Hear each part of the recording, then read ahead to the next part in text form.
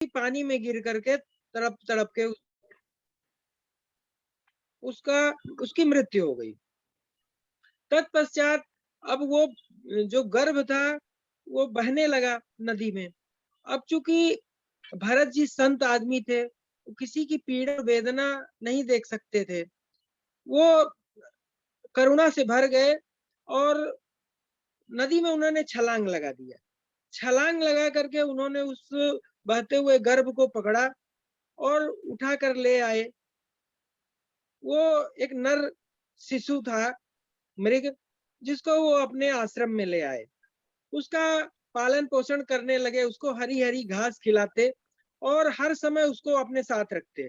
कहीं भी जाते तो वो अपने कंधों में उसको बिठा करके ले जाते।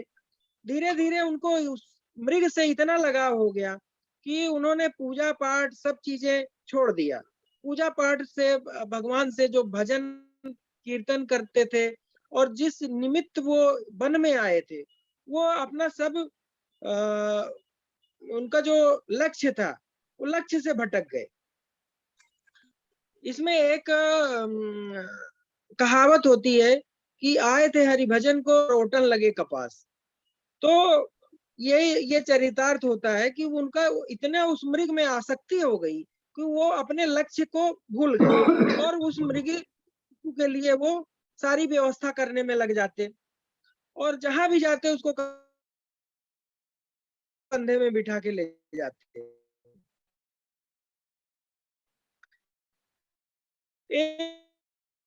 एक दिन वो मृग शिशु घूमते घूमते उसको ढूंढ जाते गए, परंतु वो मृग उनको कहीं नहीं दिखाई दिया। रास्ते में एक जगह मृग के चरण चिन्ह देखे वो दूसरे वन में, तो इतने वो आसक्त थे कि उस चिन्ह के ऊपर ही लौटने लगे, इतनी उनको ममता आ गई। और उसी समय सायंकाल हो गया, सायंकाल का समय हो गया, तो जो चंद्रमा में कुछ धब्बा सा दिखाई दिया तो उन्होंने समझा कि ये हमारे मृग के चरणों के चिन्ह है। तो चंद्रमा से कहने लगे कि आपने हमारे मृग को सुरक्षित रखा है, इसलिए मैं आपको अनेकानेक आशीर्वाद देता हूँ। और उसी समय वो मृग वापस लौट आया। उसको देख करके भरत जी बहुत प्रसन्न हुए और उसको हृदय से लगा लिए। उससे बात करने लगे, बोले बेटा तुम कहाँ चले गए थे, मुझे छोड़कर इस तरह से तुम मत जाया करो। और उस मृग के साथ वो रहने लगे। भगवान का जो भजन पूजन कीर्तन था जो वो कर रहे थे, उन्होंने अपनी सारी नित्य क्रिया छोड़ दी। वो सिर्फ और सिर्फ मृग के उसमें रहने लगे, उसको बेटा बना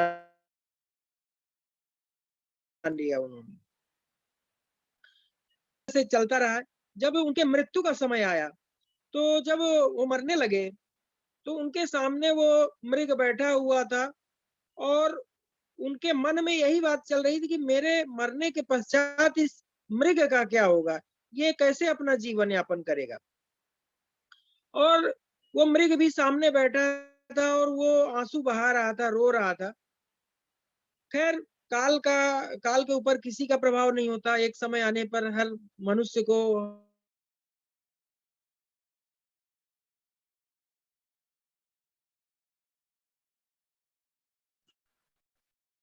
भगवान श्री का भगवान श्री कृष्ण गीता में कहते हैं, यम यम वापि स्मरन् भावं त्यजन्ते कलेवरम तम तमेवेति कौन्तेय सदा तद्भाव भावित। मनुष्य अपने अंतिम समय में जिसका स्मरण करके मरता है और अपना शरीर त्यागता है, वही इसका स्मरण कर अंतिम समय में जिसका स्मरण रहता है।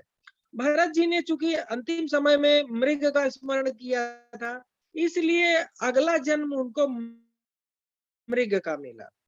परंतु भगवान का जो भजन पूजन था, जो उन्होंने भगवान का कीर्तन किया था, भगवान का की तपस्या की थी, उसका उन पर इतना प्रभाव था कि जो उनको मृग का जन्म मिला, परंतु पूर्व जन्म का सारा स्मरण उनके अ, अ, उनको प्राप्त हुआ था। और इस वजह से उनके अंदर जो आसक्ति होती, चूँकि वो कारण समझ गए थे कि पिछले जन्म में मैं आसक्ति इतना ज़्यादा मृग में किया था जिसकी वजह से मुझे ये योनि प्राप्त हुई। तो उन्होंने अपने संगी साथियों को सबका त्याग कर दिया और वो अकेले रहते थे। वो आसक्ति से डरने लगे और कालिंजर पर्वत पर वो चले गए, वहाँ सूखी-सूखी घास खाते और काल का इंतजार करने लगे कि काल कब आए और मैं इस शरीर को त्याग करूं। जब इनकी मृत्यु का समय निकट आया तो ये गंडकी नदी में इन्होंने अपना प्राण त्याग दिया और अगला जन्म इनको मिला अंगिरस गोत्रीय ब्राह्मण के यहाँ हुआ, जो वेद वेदांतों में निपुण थे और उनकी पहली पत्नी से 9 संतानें हुई। दूसरी पत्नी से भरत जी हुए तथा एक कन्या का जन्म हुआ। अब यहाँ भी भरत जी को पिछले जन्म का स्मरण था। पिछले जन्म की सारी बातें उन्हें पता थी कि क्या-क्या मेरे साथ हुआ। इस वजह से भरत जी आसक्ति से दूर रहने के लिए एकदम जड़ की तरह रहते, अंधे-बहरे बने रहते, कोई कुछ भी बोले, उसका इन पे कोई प्रभाव नहीं होता था। किसी तरह का ये क्रिया-प्रतिक्रिया नहीं ज़ाहिर करते थे। अब जिस प्रकार पिता को अन्य पुत्रों से, पहली पत्नी के 9 पुत्रों से प्रेम था, लगाव था, उसी प्रकार इनको इनसे भी था, बराबर प्रेम था। इस वजह से पिता ने इनको विद्या अध्ययन कराने की पूरी कोशिश की और जब ये 8 वर्ष के हुए, तो इनका उपनयन संस्कार किए, गायत्री मंत्र की दीक्षा थी, परंतु 4 महीने में भी ठीक से गायत्री मंत्र नहीं पढ़ सके। पिताजी ने इनको पढ़ाने की बहुत कोशिश की, बहुत प्रयास किया, परंतु इनका मन नहीं लगा। इन्होंने पढ़ाई नहीं की।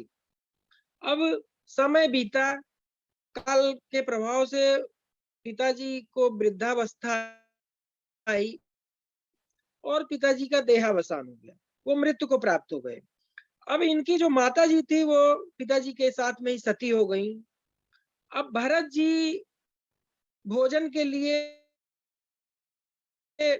चूँकि भाई भाई अलग-अलग थे, भाइयों ने इनसे कोई मतलब नहीं रखा। तो भरत जी अब भोजन के लिए परेशान हुए और भाइयों ने सारी ज़मीन जायदाद सब अपने नाम करवा लिया, अपने उसमें कर लिया। अब ये क्या करते कि नगर में अलग-अलग लोगों के यहाँ जा करके उनके घर का काम करते और वो भोजन देते, वही भोजन खा करके अपना ये जीवन यापन करने लगे। इस पर क्या हुआ कि चूँकि ब्राह्मण थे, नाम था, प्रतिष्ठा थी, तो लोग इनके भाइयों की बदनामी करने लगे कि देखो इन भाइयों ने भरत जी का सब ज़मीन जायदाद कब्जे में कर लिया और यहाँ काम कर कर के अपना जीवन यापन कर रहा है। जब भाइयों को बदनामी का डर सताया, तो भाई इनको अपने घर ले आए और घर में इनको घर के काम में लगा दिया। घर के काम में क्या लगाया कि भाभीयों ने इनको बर्तन धोने में लगाया, बर्तन माँजने में। 2-4 दिन तो इन्होंने बर्तन माँजा और जो घर में बचा-खुचा भोजन बचता, तो वो भाभी लोग इनको दे देते भोजन करने के लिए। अब ये वही भोजन करके रहने लगे। 2-4 दिन बीता तो एक दिन इन्होंने सारे बर्तन फोड़ना शुरू कर दिया। जब बर्तन फोड़ने लगे, तो उन्होंने भाइयों से बताया, ये शरीर में तंदुरुस्त थे। तो भाइयों ने सोचा कि ये तो हट्टा-कट्टा है, इससे लड़ सकते नहीं, इसको कुछ बोल तो सकते नहीं। तो उन्होंने सोचा कि इसको दूसरे काम में लगाया जाए।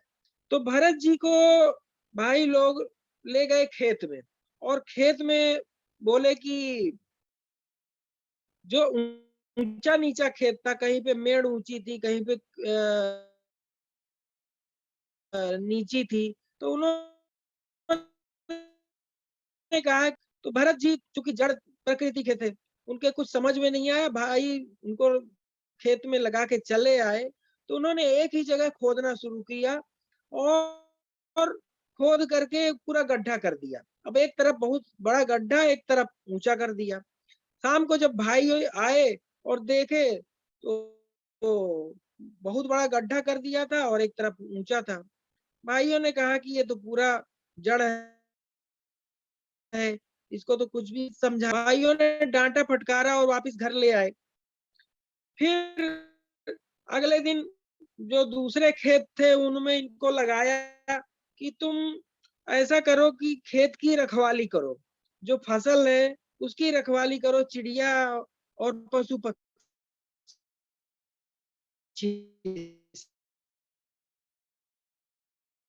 से। भरत जी रखवाली कर, तो राम जी की चिड़िया, राम जी के खेत।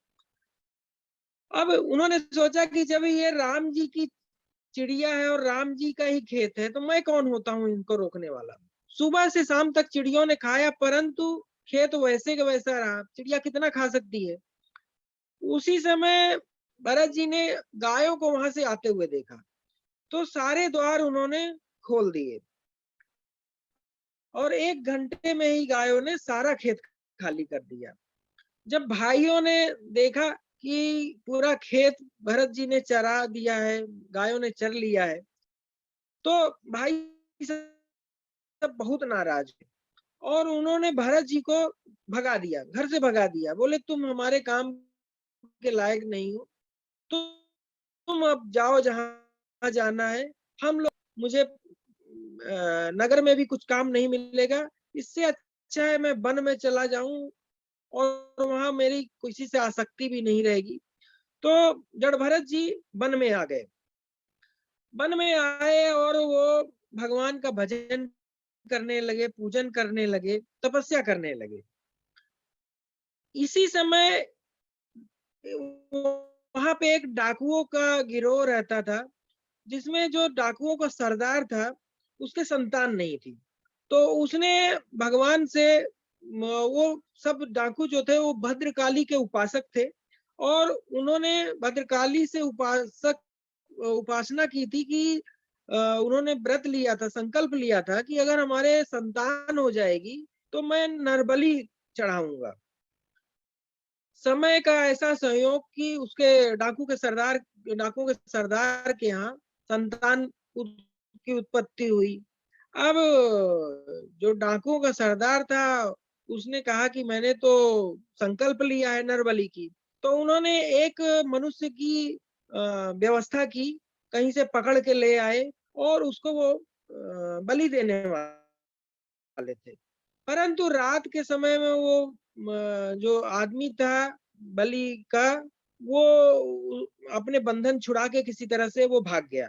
अब जब भाग गया, तो जो डाकुओं के सरदार के जो सेवक थे, डाकू थे, वो डर गए कि अब अगर हम कहीं से व्यवस्था करके नहीं ले आए दूसरे मनुष्य का, तो सरदार तो हमें मार डालेगा।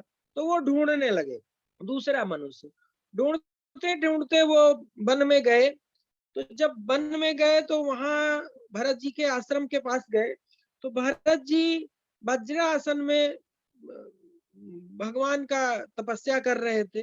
उन्होंने क्या किया कि भरत जी को पकड़ ले आए, और प्रसन्न हो गए, बोले ये सरदार हमें देखेगा तो बहुत सारा इनाम देगा, और अपने साथ भरत जी को ले आए। यहाँ भरत जी को उन्होंने स्नान कराया, नए नए वस्त्र पहनाए, और स्वादिष्ट भोजन कराया। अच्छा, ये रात की घटना हुई। जब सुबह हुआ, प्रातः काल हुई, तो उन लोगों ने शोभा यात्रा निकाली। अब भरत जी को कुछ मालूम था नहीं, बुद्धि से भी वो जड़ थे। जब शोभा यात्रा निकली तो उसमें सबसे आगे भरत जी फूल माला पहन के और नाचते हुए आगे आगे चले। अब ब्रह्म ज्ञानी पुरुष थे, उन्हें अपने शरीर की कोई चिंता नहीं थी। डाकुओं के सरदार ने भी जड़ भरत जी का पूजन किया और अपनी तलवार का पूजन किया।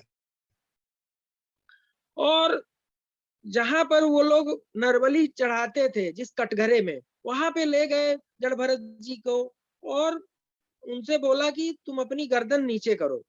जड़ भरत जी ने गर्दन नीचे किया और जब उन्होंने डाकुओं के सरदार ने तलवार उठाया और मारना चाहा, जड़ भरत जी का सिर काटना चाहा, तो चूंकि जड़ भरत जी तपस्वी थे, अब उनके ब्रह्म तेज को, जो भद्रकाली थी, वहीं पे भद्रकाली की मूर्ति थी सामने, तो भद्रकाली उनके ब्रह्म तेज को सह न सकी और वो प्रकट हो गई।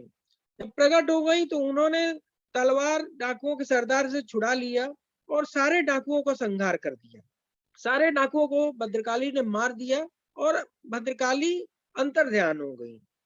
अब इसमें क्या हुआ कि जब भरत जी ने कोई शोरगुल नहीं सुना, एकदम शांति से सुना, क्योंकि सर उनका नीचे था। जब सर उन्होंने ऊपर किया तो देखा सारे के सारे डाकू मरे पड़े हैं। अब भरत जी वहां से चले आए। अब आगे जब वो बढ़े तो आगे एक राजा थे, रहुगण। वो सिंधु सौवीर देश के राजा थे। वो अपने सेवकों के साथ चले आ रहे थे पालकी में। अब जो सेवक यानी कहार उनका उनकी पालकी उठाए थे, उसमें से एक जो सेवक था वो बीमार पड़ गया। अब उनके पालकी उठाने में समस्याएं आने लगी, तो वो लोग एक दूसरा कहार ढूंढने लगे। ढूंढते ढूंढते आगे बढ़े तो एक जगह उनको भरत जी दिखाई दिए। भरत जी को उन्होंने पकड़ा और समझाया कि राजा की सेवा करना तुम्हारा धर्म है। और हालांकि भरत जी मान नहीं रहे थे, लेकिन उनको जबरदस्ती उन लोगों ने ऐसा समझा बुझा के किसी तरह पालकी ढोने में लगा दिया। जड़ भरत जी ने पृथ्वी में, चूंकि आगे आगे वो चल रहे थे जड़ भरत जी, तो पृथ्वी में जो छोटे छोटे कीड़े चल रहे थे उनको वो बचाने की कोशिश करते। जब सामने कीड़े आ जाते तो वो अपना रुक जाते। अब जब आगे वाला कहार रुक जाएगा तो पीछे वाले आपस में टकरा जाते थे। और पालकी में बैठे हुए जो राजा थे उनको भी समस्या आने लगी, दिक्कत होने लगी। तो रहुगण ने कहारों से कहा कि सेवकों पालकी ठीक से चलाओ, मुझे कष्ट हो रहा है। अन्य सेवकों ने कहा कि महाराज, इसमें हमारा कोई दोष नहीं है। जो नया सेवक आया है, जो नया कहार आया है, वो ठीक से चल नहीं रहा है, जिसकी वजह से ऐसा हो रहा है। अब रहुगण ने देखा जड़ भरत जी को, तो उनका वो मजाक उड़ाने लगा, आक्षेप करने लगा कि अरे भैया, बहुत कष्ट की बात है, तुम बहुत दूर से पालकी को अकेले ही उठा के ले आ रहे हो और तुम्हारा शरीर भी बहुत दुबला पतला है, ऊपर से तुम वृद्ध भी हो गए हो, जो कि हमारी पालकी तुम नहीं उठा पा रहे हो। इस तरह से उनका मजाक और आक्षेप करने लगा। जड़ भरत जी सब कुछ सुन रहे थे, लेकिन उनको कोई फर्क नहीं पड़ा, क्योंकि संत आदमी थे, उनको कोई कुछ भी कहे, उन्होंने किसी तरह से कोई प्रतिक्रिया नहीं दिया। अब कुछ दूर और आगे गए ये लोग, तो एक जगह चींटियों की कतार आ रही थी। अब भरत जी ने सोचा कि मेरा पैर पड़ जाएगा और मुझे पाप लगेगा, तो उन्होंने छलांग लगा दिया, पालकी लिए लिए। अब इसमें क्या हुआ कि जो राजा था रहुगण, उनका सिर पालकी के छत से टकरा गया। अब रहुगण अत्यंत क्रोधित हो गया और उनसे कहने लगा, त्वं जीवन मृतो माम कदर्थीकृत्य भरत शासन मतिचरसि प्रमतस्य ते करोमि चिकित्सा दंड पाणिरिव। उन्होंने कहा कि तुम जीते जी मुर्दे के समान हो, जो मेरी आज्ञा की अवहेलना कर रहे हो। मैं यमराज के समान तुम्हारी चिकित्सा कर दूंगा। रहुगण के इन वचनों को सुनकर आज जड़ भरत जी के मन में, हृदय में रहुगण के प्रति कृपा का भाव उत्पन्न हुआ। इसके पहले तक भरत जी को कोई कुछ भी कहता था, कुछ भी उनको उल्टा सीधा बोलता था, तो भरत जी कभी भी जवाब नहीं देते थे।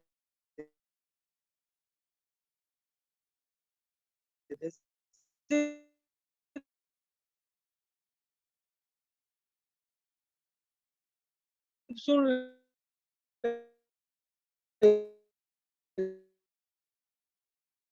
थे।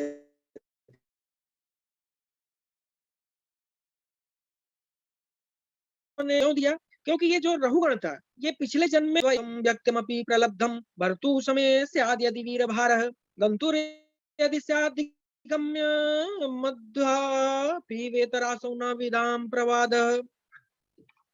राजन, इसमें तुम्हारा कहना सत्य है, परंतु भार नाम की कोई चीज है तो वो ढोने वाले के लिए है, रास्ता है तो वो चलने वाले के लिए है। और मोटा होना, पतला होना, उत्पन्न होना, मरना, यह सब शरीर के धर्म है, इनसे आत्मा का कोई लेना देना नहीं है। राजन, मैं अपने आत्मा आनंद में मस्त रहता हूँ और तुम मेरी क्या चिकित्सा करोगे?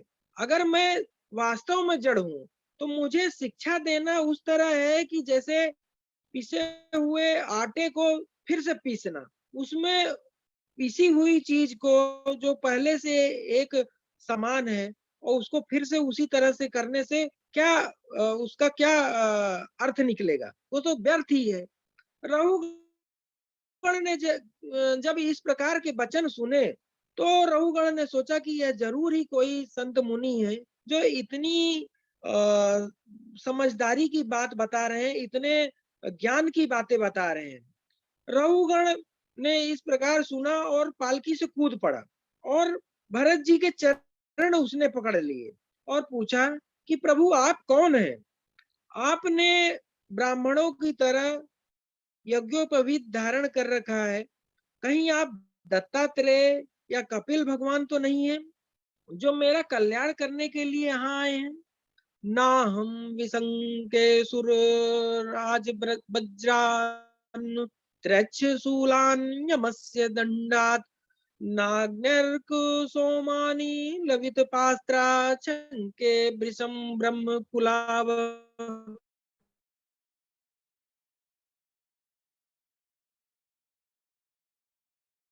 मानात।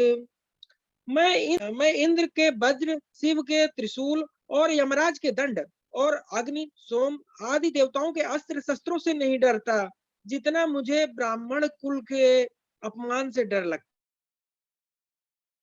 है।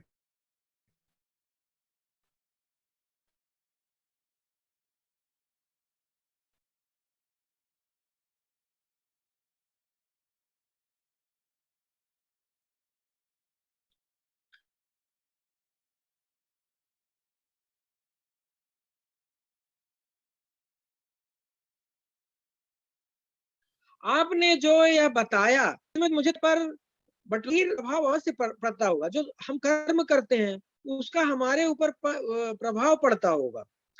आपने यह दंड वगैरह की जो बात बताई है, तो राजा का तो धर्म ही है प्रजा पर शासन करना। रहुगण के वाक्यों को सुनकर जड़भरत जी क्रोधित हो गए और कहने लगे कि राजन, तुम तो अज्ञानी हो, परंतु ज्ञानियों की तरह तुम तर्क वितर्क कर रहे हो। तत्व ज्ञानी महापुरुष इस प्रकार के लौकिक व्यवहार को तत्व विचार के समय सत्य रूप से स्वीकार नहीं करते।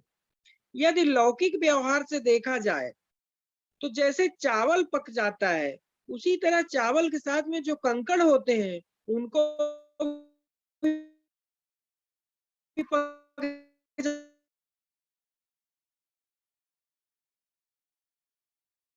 जाना चाहिए।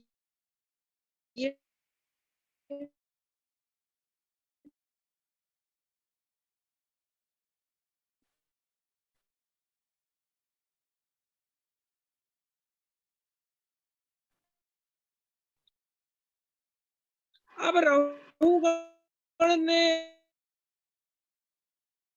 स्वच्छंद रूप से विचरण करता रघुगण जब इस प्रकार के उपदेशों को सुना, तो उनके चरणों में प्रणाम किया और उन्होंने अपना राज्य का त्याग किया और भगवान का भजन करने लगे, तपस्या करने लगे और उन्होंने भगवान को प्राप्त कर लिया। तो मित्रों, यह था जड़ भरत जी का चरित्र। इसमें जो भी हमारी त्रुटि हो उसको क्षमा करें और बोलिए वृंदावन बिहारी लाल की जय। भागवत महापुराण